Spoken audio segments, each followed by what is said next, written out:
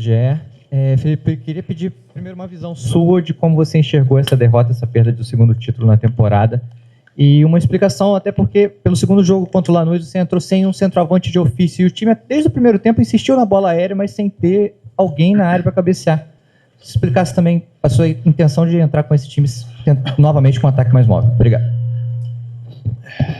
Bom, estudamos o Lanús no máximo que possível.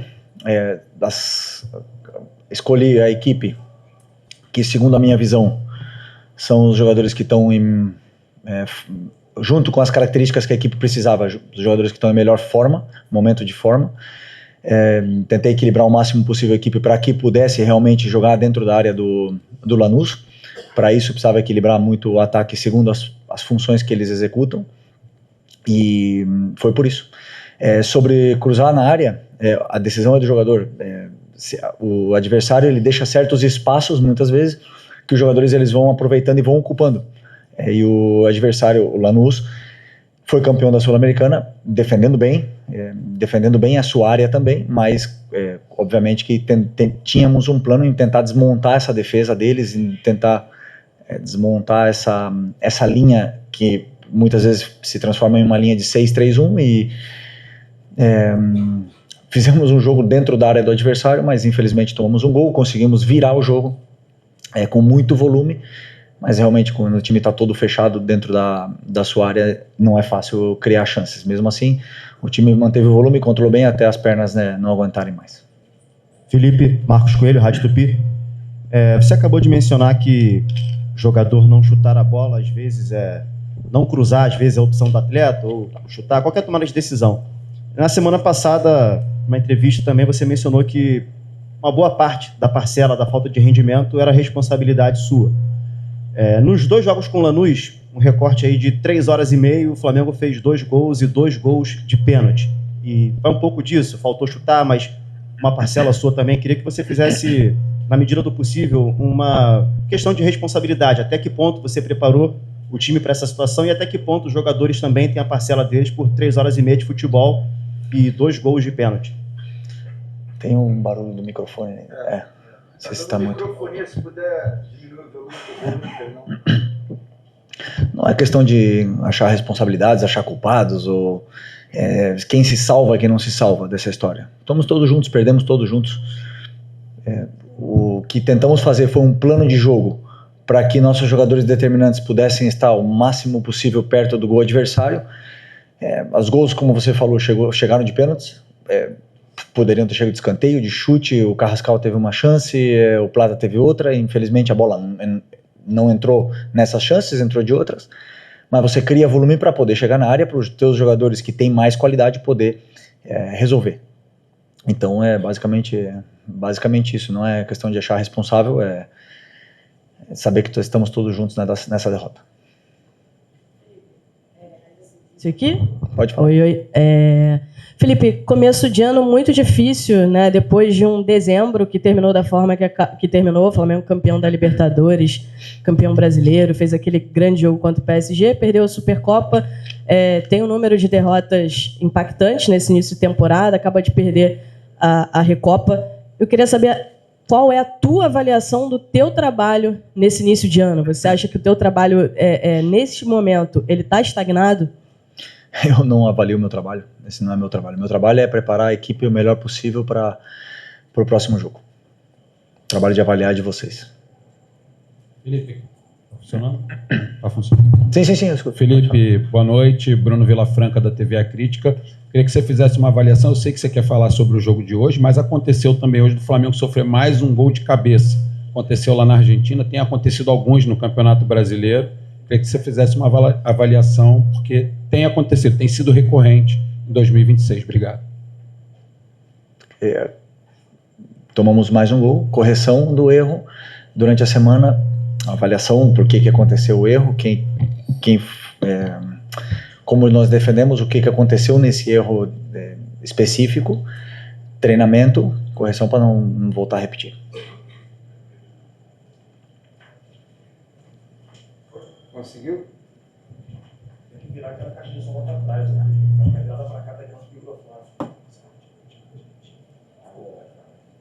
Pode ir. Oi, Felipe. Boa noite. Igor Siqueira do UOL. Queria entender a tua leitura em relação ao lance capital, né, do primeiro gol. O quanto isso impactou na estratégia do Flamengo como um todo. Vocês já conseguiram identificar ali qual o equívoco, de quem foi o equívoco propriamente, né? Claro que pra gente pode parecer muito óbvio, mas às vezes em campo quem viveu tem uma leitura diferente. E você viveu como último atleta profissional também em 2023, foi o último ano de uma seca recente no Flamengo. Você já está preocupado que esse ano talvez você precise lidar, contornar com essa questão de ainda faltar títulos, né? Não sei se de repente Carioca vira Champions League, essa altura do campeonato, enfim. Como é que você está vendo isso tudo? Sobre o erro, não vi ainda, sei que foi um erro técnico, um erro de detalhe, não foi nada tático, foi um erro que aconteceu numa final. Eu sempre penso que nas finais errar o menos possível, né? Mas aconteceu o erro, bom que a equipe se recompôs, conseguiu manter a ordem, manter a calma e criar o jogo inteiro um volume muito grande dentro da área de adversário para poder tentar reverter essa situação. Um dos principais objetivos era não tomar gol, né? Infelizmente aconteceu, mas a equipe conseguiu a todo momento lutar e tentar reverter essa situação. E eu tenho que pensar simplesmente agora em evoluir a equipe, em tentar melhorar, recuperar ânimo, recuperar a confiança dos jogadores e corrigir erros.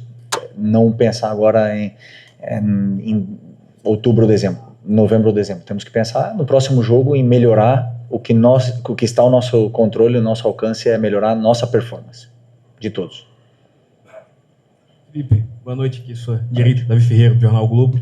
Queria ouvir teu diagnóstico do quais são os principais elementos que estão mais errados no Flamengo nesse momento, né?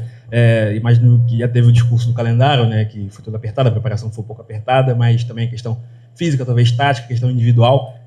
O que está a questão talvez de motivação do elenco, né, que o pessoal fala. Qual o seu caminho agora? O que você pensa para fazer esse time voltar aos trilhos do que mostrava há 2 meses atrás, né? Obrigado. Não, mas eu sinceramente acho que fizemos um grande jogo na minha visão. Cometemos um erro que nos custou um gol, mas o time jogou o tempo todo dentro do campo do adversário, o adversário praticamente não passou o meio campo, e foi assim, com uma vitória até o último minuto, faltando 2 minutos para acabar a prorrogação. E aí eles fizeram um gol de escanteio, faltando 2 minutos para acabar, no 118, se eu não me engano, e fizeram o gol já quando o nosso time já estava todo exposto. Mas a minha avaliação do jogo em si, do que foi a bola rolando ali até tomar o 2-2, que a gente foi muito superior. Claro, como não ganhamos, obviamente que essas palavras vão soar mal, mas é a sensação. Eu senti que os jogadores deram tudo que eles tinham dentro do campo, que eles correram, eles fizeram o máximo que eles podiam, e no futebol o resultado a gente não controla. E é um estado de ânimo, um estado de confiança. Não estamos no nosso melhor momento nesse quesito, e mesmo assim o time competiu o máximo até onde pôde, e nada, mas também quero parabenizar o Lanús pela conquista merecida dessa Recopa. Foram justos vencedores, e o futebol consiste nisso. Felipe, Vitor Nicolau da Flamengo TV. No ano passado, a gente viu em alguns momentos o Flamengo ter 2 resultados não tão bons, e o time geralmente dava resposta nos momentos que ele era mais pressionado, né? Na hora que o mental estava mais exposto, o time dava a resposta. Eu lembro daquele jogo contra o Botafogo, 3-0, no momento de pré-crise, o jogo contra o Palmeiras também fora. Como sair disso agora? Agora parece que o mental está cobrando, e é a principal característica que está sendo cobrada no momento. Como fazer para virar a chave do mental do time e trazer confiança a quem está aparentemente sem nenhuma? Bom, segundo a minha visão, já como treinador e já também como jogador, o jogador ele precisa ter muito claro o que está acontecendo com ele dentro do campo, aonde estão os erros, quais são os problemas, e detectar os problemas. Isso é meu trabalho, eu passo para eles. Depois corrigir, melhorar e voltar a vencer. A confiança só volta com vitórias. O mental só vai voltar com vitória, jogando bem e tudo mais. Porque você sim lembra que o nosso time teve um mental muito forte, mas também perdemos jogos ano passado. Também perdemos jogos em momentos decisivos, ou empatamos com o São Paulo fora, perdemos o Fluminense em casa, numa fase decisiva, e falaram que o nosso time tinha um mental fraco. E nesse momento, desse momento, perder 2 finais, nesse momento de confiança baixa, realmente nós temos que melhorar, evoluir, sabe?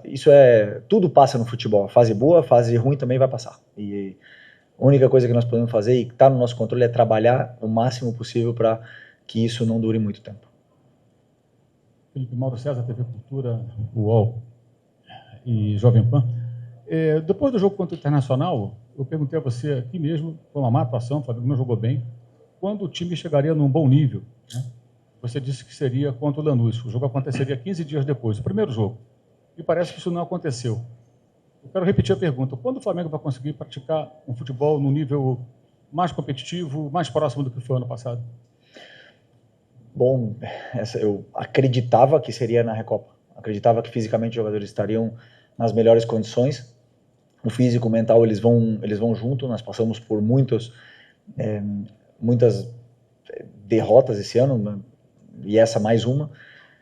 E realmente não estamos na nossa melhor forma se você olhar assim. Mas hoje eu senti uma resposta da equipe. Senti que o time correu o tempo todo, que conseguiu pressionar, conseguiu ganhar duelo, conseguiu ganhar duelos no alto, no chão, parar contra-ataques. Então a vitória não veio, realmente não veio. Lanús, justo vencedor. Mas eu vi uma evolução, uma resposta no jogo de hoje.